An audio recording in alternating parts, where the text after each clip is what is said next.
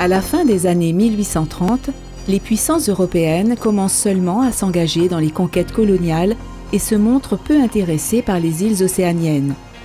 Comment peut-on alors expliquer que la France impose en 1842 son protectorat sur le royaume pomaré, pourtant entre les mains des missionnaires anglais?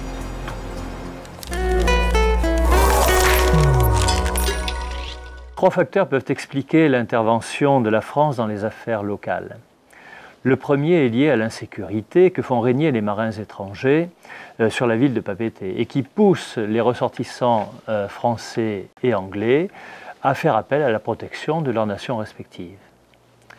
Le deuxième facteur relève du conflit religieux entre catholiques et protestants. Le consul anglais Pritchard, protestant, qui ne souhaite pas voir s'installer la mission catholique à Tahiti, fait expulser en 1836 les pères catholiques Laval et Carré. Cette expulsion va provoquer un incident diplomatique majeur entre la France et l'Angleterre. Et la France va demander réparation, envoyer une escadre commandée par Dupetit-Thouars et obliger la reine donc à faire des excuses et à procéder à une indemnisation.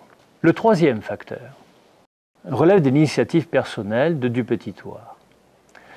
Alors il faut savoir qu'en 1840, la Nouvelle-Zélande a été annexée par l'Angleterre. Et en conséquence, la France se retourne vers les Marquises et demande à Dupetit-Thouars donc d'aller annexer les Marquises en compensation en quelque sorte.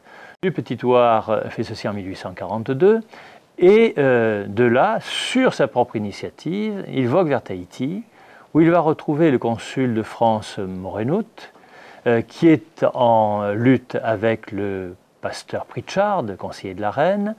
Et le consul Morenout demande à Dupetit-Thouars de procéder à la mise sous protection de Tahiti par la France, puisque dans le même temps, le pasteur Pritchard, lui, est en Angleterre pour demander à la reine Victoria la protection de l'Angleterre sur l'île de Tahiti. Dupetit-Thouars donc procède à cette annexion le 9 septembre 1842. Il fait signer pour ce faire un certain nombre de grands chefs tahitiens. La reine Pomaré est placée devant le fait accompli. Elle est obligée donc d'accepter cette demande de protectorat. La France elle-même va procéder à la ratification de ce traité après s'être assurée auprès de l'Angleterre qu'il n'y avait pas de souci majeur sur le plan donc des relations internationales. Et ce traité est ratifié lui-même en avril 1843.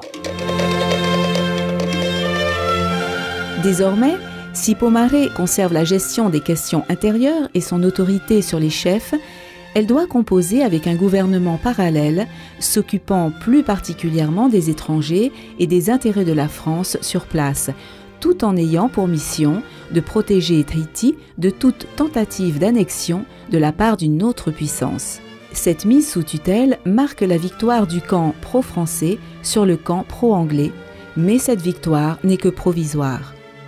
La réaction ne se fait pas attendre. Ne connaissant pas l'accord secret entre la France et l'Angleterre, Pritchard, dès son retour de Londres, pousse la reine à dénoncer le traité de protectorat et fait appel à la protection de l'Angleterre, qui ne donnera pas suite. Face à cette situation, Dupetit-Thouars prend une décision radicale qui lui vaudra plus tard son rappel en métropole. Il annexe Tahiti en novembre 1843. C'est le gouverneur des Marquises, Armand Bruat, qui prend alors la tête de la nouvelle colonie. Devant la situation de plus en plus tendue sur l'île, Bruat décide de fortifier Papeete et Taravao. Il procède à de nombreuses réquisitions de terres, fait construire des casernes et dresse des forts et des remparts. Le mécontentement entretenu par Pritchard et Pomaré gagne alors une partie de la population. Le conflit n'a plus qu'à se déclencher. Il éclate en mars 1844. Pour qualifier la guerre qui éclate alors, le terme franco-tahitien n'est pas le mieux choisi, car il semble vouloir dire que l'armée française s'est opposée à l'ensemble des populations tahitiennes. Les choses sont plus compliquées. Il faut rappeler qu'à la base, ce sont deux camps tahitiens qui s'affrontent, les partisans des Pomaré contre les partisans des grands chefs de Papara et de la Presqu'île. C'est sur cette opposition que la France va s'appuyer pour servir ses intérêts, alors que l'Angleterre, on l'a vu, lui laisse le champ libre sur Tahiti. La guerre en elle-même dure plus de 2 ans. Elle est marquée par de nombreuses escarmouches et quelques combats plus violents. C'est ainsi que dès le mois d'avril 1844, la bataille de Mahaina oppose près de 500 soldats français à environ 1000 guerriers tahitiens. Les Tahitiens sont battus et laissent une centaine de victimes sur le terrain, contre 15 tués côté français. Dès lors, les rebelles se retirent dans les fonds de vallée, Papineau, Punaru, Fataua, où il est difficile de les atteindre. Mais la lassitude s'installe et la population de Tahiti se désolidarise peu à peu des insurgés. Isolés et souffrant du blocus imposé par l'armée, ceux-ci finissent par se rendre les uns après les autres.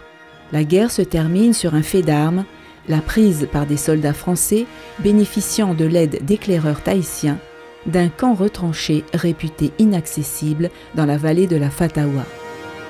À l'heure du bilan, la guerre a fait environ 500 victimes, dont au moins 400 du côté des insurgés.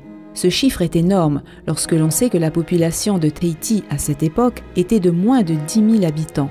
On serait incomplet si l'on ne signalait que cette période a été marquée par l'arrestation de Pritchard dès mars 1844 et par son expulsion de Tahiti. Cet événement eut un retentissement international et faillit provoquer la brouille entre l'Angleterre et la France, alors alliées. Quant à la situation politique du royaume Pomaré, elle a évolué. Le protectorat est officiellement rétabli en 1845. Il est reconnu par la reine Pomaré, revenue sur Tahiti en 1847. La reine, dont les partisans ont été battus, est cependant maintenue dans ses fonctions. Mais sa situation se trouve fortement affaiblie. On peut dire que c'est à cette date que la Polynésie orientale a définitivement quitté la mouvance anglaise pour basculer dans le camp français.